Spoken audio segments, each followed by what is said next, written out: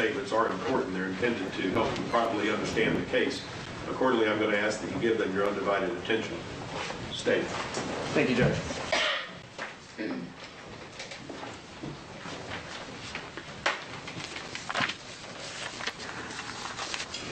Counsels. Good morning, ladies and gentlemen. Good morning. First, I want to, on behalf of myself, Mr. Pruner, Ms. Blevins, and the state of Florida, I want to thank you for your time and patience and your diligence last week. I know it was a long process getting a jury. Thank you. Now, ladies and gentlemen, one thing that wasn't really touched on in jury selection is what is the purpose of a trial. The purpose of a trial is to find the truth. It's to find the truth about what happened at a different time in a different place. And it's going to be your job to find the truth. It's going to be your job to judge the facts and judge the defendant. The questions you're going to have to answer. Did the defendant know what she was doing and the consequences of what she was doing? If she knew, did she know it was wrong? Those are the questions you're going to have to answer. And one thing you should think about when you think about that question is what the defendant said. This is the worst thing I have ever done. I think I feel horrible. I just feel horrible. That's what she told detectives on January 28, 2011. But what did she do? Well, the evidence is going to show that the Schenecker family was a military family. The father, Parker Schenecker, was a career military officer. He had risen to the rank of colonel. Then there was the defendant, Julie Schenecker, the wife. And you're also going to hear that they had two beautiful children. They had a daughter in 1994. They had a son named Bo. He was born in 1997. So in January 2011, Calix would have been 16, Bo would have been 13. And these were kids that were active. Calix was a cross-country runner. She was doing very well in school. Bo was a soccer player. And they would have to drive their kids to and from school, drive them to and from practices. What you'll hear is that as a military family, they moved around a lot. They had been stationed in Germany. They had been stationed in Hawaii. They had been stationed in Pennsylvania. And eventually, they got stationed in Tampa. And what you're going to hear is that from all outside appearances, this would appear to be a normal, happy family. But what you're going to hear is inside the residence, it wasn't so. Because the defendant was bipolar. She had suffered this disease for several years. She was bipolar, and she would have bouts of depression. And what you're going to hear is that this would affect her ability to take the kids around and do daily activities like a mother should do. But what you would hear is that when the father needed to be stationed or go out abroad, she would always say, "I got this." And she would take care of the kids, take care of the household. Now, as Calix became older, became a teenager, conflict started between her and the defendant. Conflict that got uglier as Calix got older. She became more mouthy, disrespectful. She would say mean things to her mom.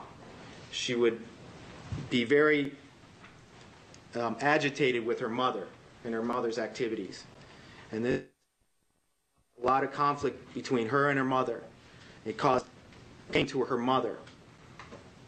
And what you're going to hear is that in 2010, the defendant and the daughter, their relationship was very poor. If they talked to each other, it was usually in the form of arguing. If they talked to each other, there was usually name calling. And what you're going to hear is that the defendant did not handle this well. And she started drinking. And she started popping pills. And she did this to numb the pain.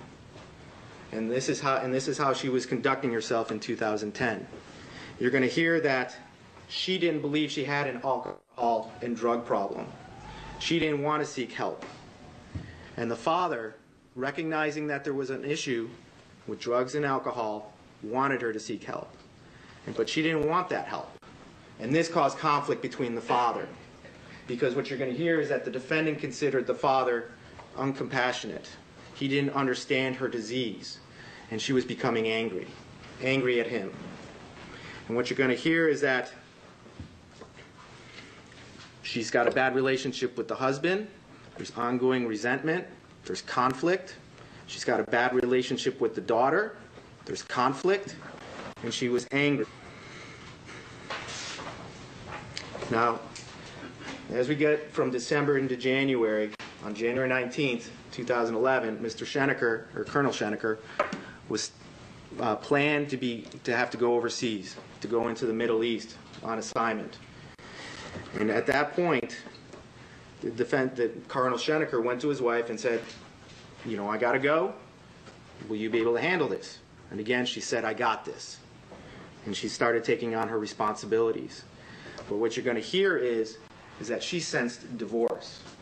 An email had gone out amongst the family members that she was not allowed to see. She perceived it as something about divorce, that the husband wanted a divorce.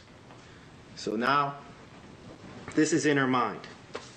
He wants a divorce. My daughter doesn't like me. I have a poor relationship with her. She's turned against me. My husband's turned against me. And the son was starting to follow the daughter's behavior. Now she was losing her son. In effect, losing her family. January 19, 2011, Colonel Schenecker leaves.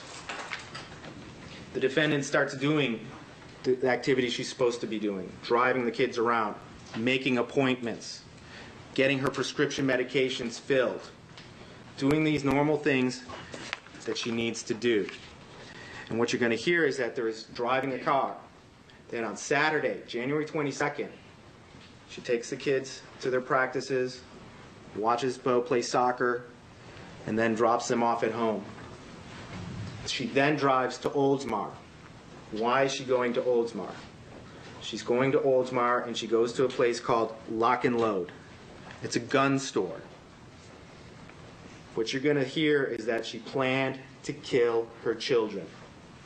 Not just kill them, but murder them with a firearm. So she goes to the Lock and Load. And you're going to hear from two clerks that work there, a Ralph Monaco and a Gerald Tanso. They were the people who dealt with Miss Schenecker there. They're going to tell you that she seemed pleasant. She didn't seem depressed. She was articulate. She made eye contact with them. She shook their hand. And she looked at firearms. And then she purchased a firearm. She bought a .38 revolver. She filled out the forms, because you have to fill out forms in order to purchase a firearm here in Florida. She paid with a credit card. And what you're going to hear is, and see, because you're actually going to get to see the video from that Lock and Load of Ms. Schenecker looking at guns, standing there, looking at the clerks, shaking hands. You will get to see that video of how she was behaving on January 22nd. Now what you're going to hear is that she planned a Saturday massacre, and that she was disappointed that there was a 3-day waiting period. So she has to wait to get her gun.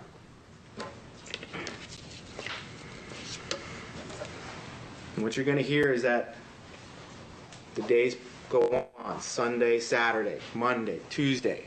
Tuesday, her daughter calls her evil. Tuesday, her daughter tells her, you need to dress up for this appointment at school. You need to put on makeup. And that bothers the defendant. Wednesday passes. She makes dinner, a chicken dinner, her daughter's favorite. Thursday comes. It's now been 5 days since she had purchased the firearm. It's now Thursday, January 27, 2011. On Thursday, that day, she drives to Oldsmar from New Tampa. Drives her car to Oldsmar to get her gun. She purchases, and you'll get to see video of her getting this gun. She buys .38 caliber bullets, hollow point bullets. What you're going to hear is that the clerks ask her, you know, any particular reason why you're getting a gun? There's conversation about that. She indicates, well, there were 4 or 5 home invasions or burglaries in my neighborhood, and I want it for protection. She lies to the clerks. as to why she wants this gun. Because remember, she wanted a Saturday massacre. She buys the gun, takes it home. That evening, Bo Schenecker has soccer practice. What you're going to hear is that Bo gets into the front seat of their minivan. The defendant is driving. They leave their house. They're driving down the road, and she pulls out the gun. And Bo sees the gun, and she knows that it frightens Bo. And what you're going to hear is that she fires one shot into the windshield, which, again, scares Bo Schenecker, the victim. What you're going to hear is that he basically tells her, put that away. Put that away or I'm going to punch you. And before she puts it away, she's driving. Bo Schenecker is to her right. She points it at his head. Bam! She shoots him in the left side of his head. Shoots him dead at close range. What you're going to hear is that she then turns her car around and she drives home. You're going to hear that she parks her car, her minivan, in the garage, closes the garage doors. And at that point, she takes her gun, bam, shoots her son a second time in the face area, around the upper lip, mouth. The mouth that was disrespecting her as well. The sassy mouth, as she called it. Her son is dead in the car. She gets out of her minivan and basically walks into her house. And at some point, she goes upstairs where her daughter, Calix, is working on the computer. And what you're going to hear is that she walks up close behind her, and Calix says, "What are you doing?" And the defendant basically responds, "Just seeing what you're doing." She raises the gun up. Bam! Shoots her in the back of the head. And Calix Schenecker's body falls to the left in her chair. Blood pouring out of her head. Blood onto the floor. And what you're going to hear is that the defendant then shoots her in her mouth. Bam! The sassy mouth, as the defendant called it.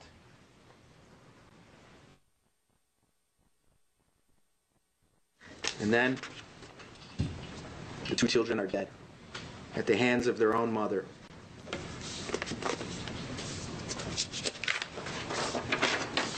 You may ask yourself, how do we know all of this? How do we know these specifics about what she intended to do, what she did, how she did it, why she did it? Because the defendant wrote about it in a journal. When the police found her in her residence the next day, January 28th, they found a journal in the house.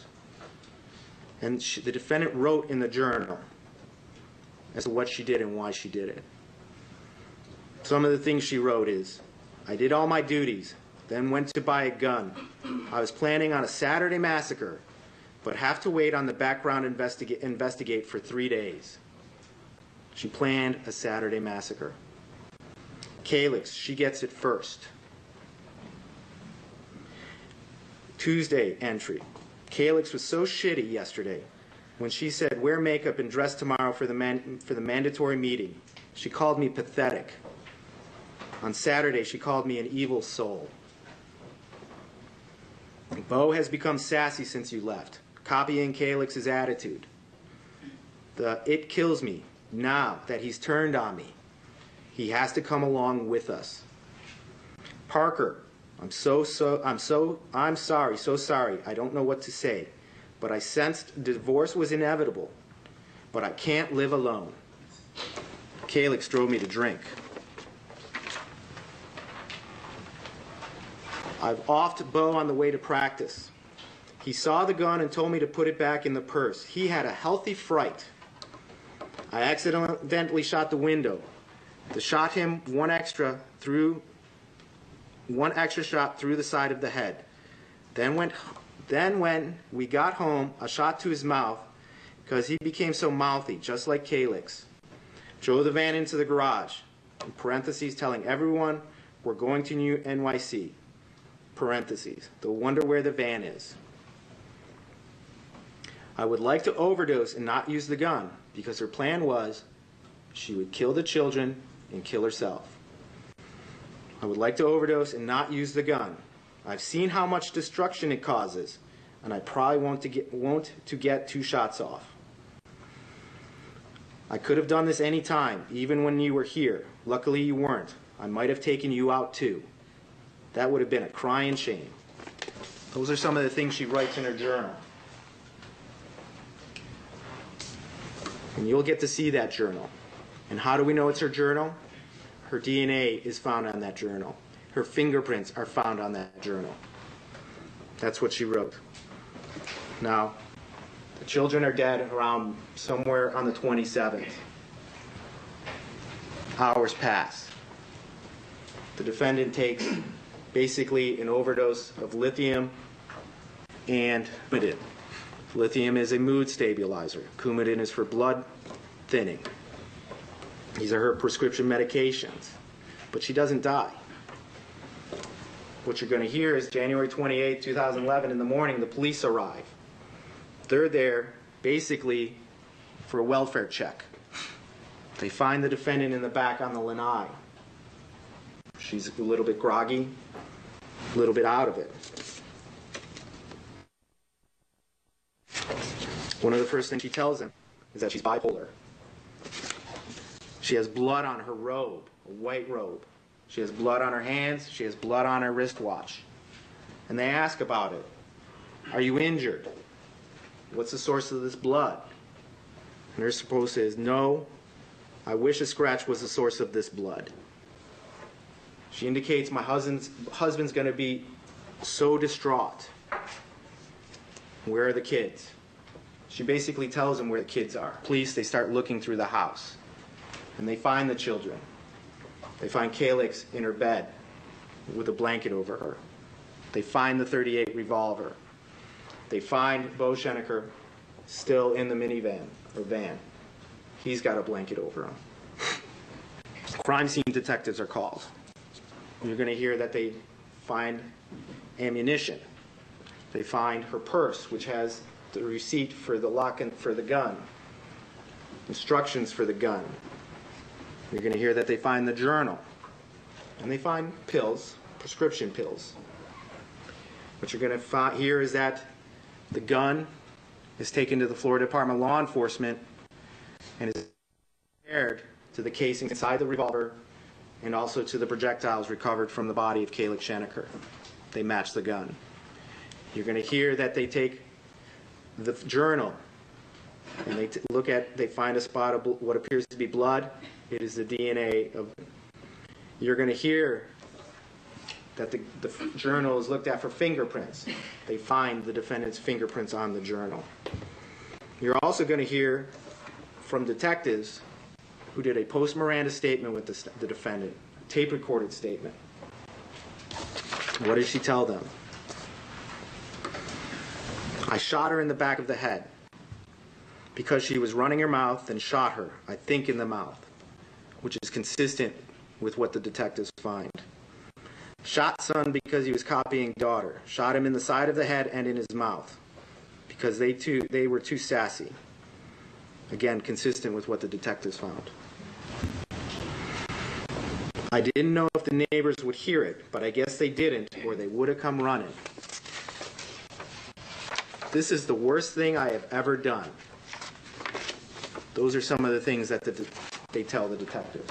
She tells the detectives. And we suspect that you're probably going to see a video of the defendant after she was taken into custody, after she gave her statement to the police. And you'll see that she's shaking on that video. And you may think, well, she looks crazy. But that is not the question, is her physical appearance. It is her state of mind at the time of the crime. Did she know what she was doing and the consequences of putting a gun to her children's head and pulling the trigger? Did she know that it was wrong? Did she know that society would view it as wrong? Those are the questions you have to answer. because what you're going to see on that video is basically her shaking. And what you're going to probably hear is that shaking is because she overdosed on lithium and Coumadin after she had already formed the intent to kill her children and after she had already done the deed. So ladies and gentlemen, you get to judge the defendant's state of mind at the time of the crime.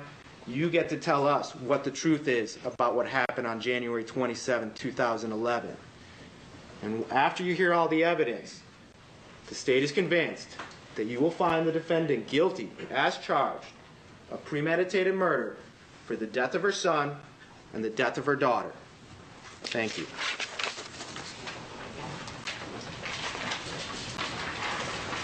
Counsel?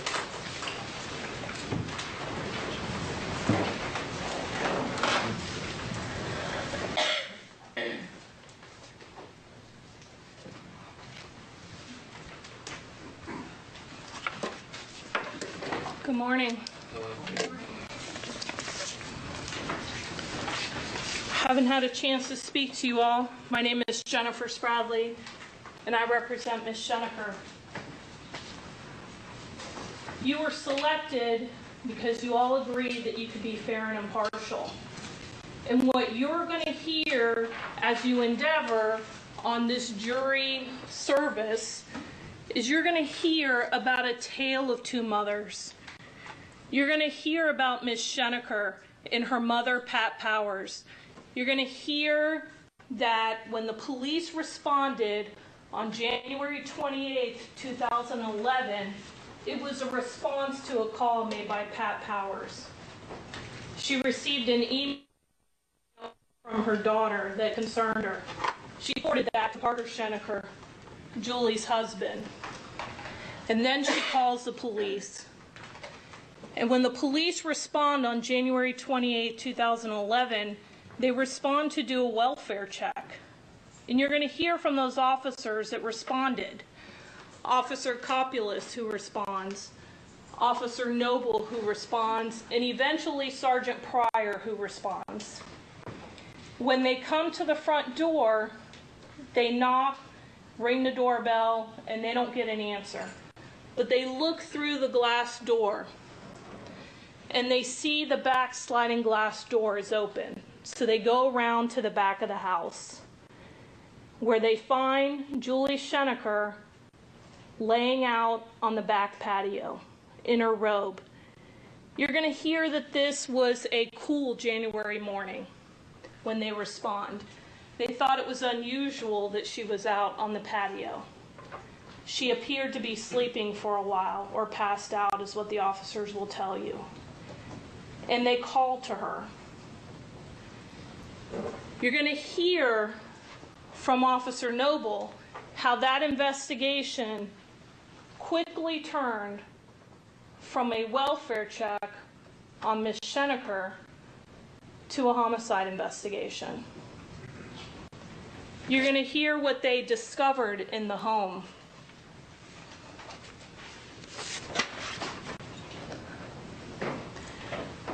You're going to hear that when Ms. Schenecker was spoken to by law enforcement officers that she was unsteady on her feet, that they had to sit her on the couch, that they had to hold her up. And when they asked her about her children, because her mother was concerned based on Ms. Schenecker's email, they discovered the bodies of Calix and Bo Schenecker. They discovered the body of Calix Schenecker, which Ms. Schenecker will tell law enforcement she tucked into bed. Calix was in her bed, tucked in. And you're going to hear where Bo Schenecker was located. He's in the passenger side of a Honda Odyssey SUV parked in the garage of the Schenecker home, also tucked in a blanket. And you're going to hear the words of Julie Schenecker that she tried to pick Bo up and put him in her bed, the place where he slept the soundest with her when Parker was out of town. But she couldn't lift him. You're going to hear when Ms. Schenecker was there in the home, they took her to the police station and they questioned her. How the welfare check turned into a homicide investigation. The law enforcement at that time never checked on how Ms. Schenecker was doing. They never cleared her with the hospital. And they speak to her and they interview her. And at the scene, you're not going to have any video from law enforcement, from the vehicles, to see how Ms. Schenecker appeared at the time when the police responded. But you are going to hear what she sounded like on January 28, 2011. And you're going to hear the words that she says and the answers that she gives to law enforcement. You're going to hear about how Ms. Schenecker's relationship with Calix was evolving. You're going to hear about her diagnosis of bipolar. You're going to hear about the medication that she was on. And you're going to hear from Ms. Schenecker the words that she says to law enforcement when they ask her, did she say anything to Calix before she shot her? And she said, I love you. You're going to hear about a woman who, after law enforcement take her to booking, ends up getting transported to Tampa General Hospital, where she's suffering from lithium and Coumadin toxicity. She had taken toxic levels. You're going to hear that after she fired the shots that ended up killing her children, that she reloaded the gun to kill herself. But after she took those pills, she passed out. You're going to hear from law enforcement how she asked the officers at the scene, can I have my gun and finish the job? Can I borrow your gun? You're going to hear the state that she was in. And we're going to try to explain to you how something like this could happen.